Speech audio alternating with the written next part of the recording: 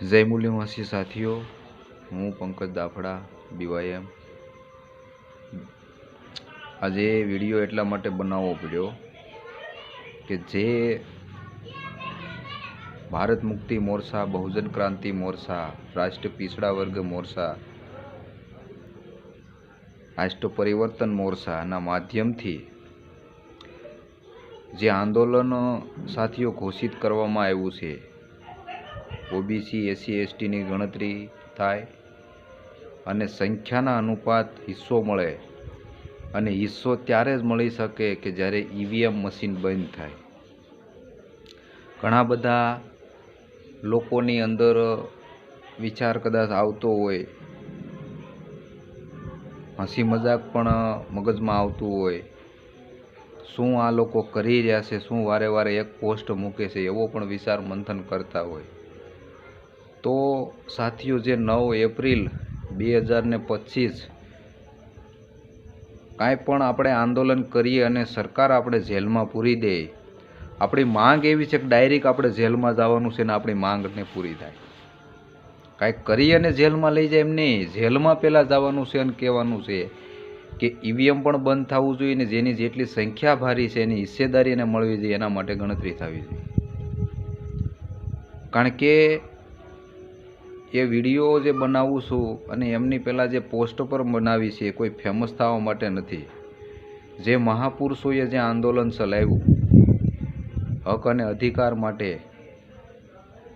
ન્યાય માટે, સમતા માટે, સમાનતા માટે, જે કાશીરામે આંદોલન ચલાવ્યું, જે બાબા સાહેબે આંદોલન ચલાવ્યું, છત્રપતિ શિવાજી મહારાજે, એ જ આંદોલનના માધ્યમથી સાથીઓ જે વામન મેશ્રામ સાહેબ જે ચલાવી રહ્યા છે, જે વ્યવસ્થા પરિવર્તન થવું દેશની અંદર જરૂરી છે, અને વ્યવસ્થા પરિવર્તન એક દિવસમાં કે એક મહિનામાં કે એક વર્ષમાં ન થઈ શકે। કારણ કે વિચારધારા જે વસ્તુ છે એ પેઢી દર પેઢી ચાલે। અગર વધુ વિચારધારા વેગ આપે તો પરિવર્તન 50% 60% થઈ શકે। અગર ઓછું વિચારધારામાં પરિવર્તન થાય, ઓછી વિચારધારા ચાલે તો ઓછું થાય, પરિવર્તન થાય।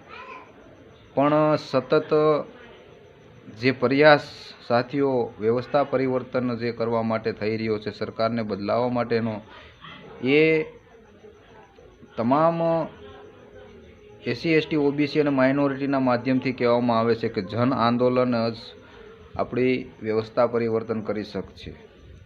જન આંદોલન સિવાય કોઈ પણ આપણો વિકલ્પ નથી। તો સાથીઓ, કોઈ ફેમસ થવા માટે કે કોઈ શહેરો ચમકાવવા માટેનું કામ નથી। તો તમામ SC ST OBC અને માઇનોરિટીને, તમામ સંગઠનોને એ નમ્ર વિનંતી અને અપીલ કરું છું કે તમામ પોતાના બેનરો લઈને પણ સાથ સહયોગ આપી શકે છે, પોતાનો દંડો, ઝંડો અને અજંડો લઈને, પોતાના પદ હોદ્દા પણ લઈને આવી શકે છે, ન હોય તો પણ આવી શકે છે। જે લોકો સાથ સહયોગ અને સપોર્ટ દેવા માંગતા હોય એવા લોકો કોલ કરી શકે છે, વાતચીત કરી શકે છે। બીજું કે વિદ્યાર્થીઓની જે સાથીઓ સમસ્યાઓ છે અને સમસ્યાનું સમાધાન નથી થતું, એ સમસ્યાને લઈને પણ મુદ્દો છે। જે લોકો બેરોજગાર છે અને બેરોજગારને લઈને જે સમસ્યાઓ મોટી જે છે, જે ભણેલા ગણેલા હોવા છતાં પણ નોકરી નથી મળતી અને બેરોજગાર છે, તો રોજગાર મળે અને કઈ રીતે મળે અને કઈ રીતે મેળવવી જોઈએ, એના માટે શું કરવું જોઈએ, કઈ રીતે લડાઈ લડવી જોઈએ, એના માટે પણ જાણકારી મળશે અને એને પણ સાથ અને સહયોગ આપવો જોઈએ। મહિલાઓ માટે, વિદ્યાર્થી માટે, યુવાઓ માટે। તો સાથીઓ, એટલા માટે વિડીયો બનાવવો પડ્યો કે સમસ્યા જે છે દેશવ્યાપી અને રાષ્ટ્રવ્યાપી છે।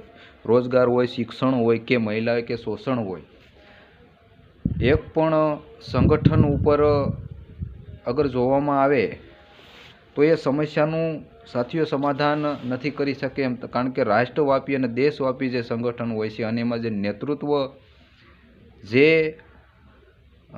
ઘણા વર્ષોથી, મતલબ કે 40-45 વર્ષોથી જેમણે જિંદગી લગાવીને સંગઠનને દેશવ્યાપી અને રાષ્ટ્રવ્યાપી બનાવ્યું, અને દેશવ્યાપી અને રાષ્ટ્રવ્યાપી જે મુદ્દો હોય છે એ સમસ્યાનું અગર સાથીઓ સમાધાન કરવું હોય તો યુવા, બેરોજગાર અને વિદ્યાર્થીઓને રોડ રસ્તામાં ઉતરવું પડશે। અને જે આંદોલન જે સાથીઓ ઘોષિત કર્યું છે 9 એપ્રિલ 2025 એ જેલ ભરો આંદોલનની અંદર પણ સાથ અને સહયોગ આપવો જોઈએ। સાથીઓ, કઈ રીતે આપવો, ક્યારે આપવો, એના માટે જાણકારી કઈ રીતે લેવી, કોને ફોન કરવો, એના માટે સાથીઓ મને તમે કોલ કરી શકો છો, ફોન કરી શકો છો। મારું નામ છે પંકજ દાપડા, BYM અમરેલી, અને મારો જે સાથીઓ નંબર છે એ પણ હું નાખવાનો છું 9624 29 8 અને 26। તમને તમામ પ્રકારની જાણકારી મળશે, કારણ કે અત્યારે લોકો જે ભણે છે અને નોકરી નથી મળતી એમને લઈને લોકો આત્મહત્યા કરે, એ આત્મહત્યા પણ ન થઈ શકે અને દોષ અને દુશ્મનની પણ પહેચાન થાય, અને કઈ રીતે બાબા સાહેબે આંદોલન ચલાવ્યું, કઈ રીતે કાશીરામે, અને એ આંદોલનને વેગ મળે અને કઈ રીતે સફળતા મળે, એના માટે અગર જાણકારી મેળવવી અને જાણકારી લેવી જરૂરી છે તો કોઈની ઉપર પ્રેશર કરી અને મને તમે ફોન કરો એવી કોઈ વાદ વિવાદ નથી। અગર તમને એમ લાગે કે ખરેખર પોસ્ટરના માધ્યમથી આ લોકો કંઈક કરશે અને દેશ ઉપર જે હુકમરાન જે લોકો 3% જે બ્રાહ્મણોનો જે કબજો થઈ ગયો છે એ કબજો હટાવવા માટે સંગઠન શક્તિ વગર પરિવર્તન સંભવ નથી।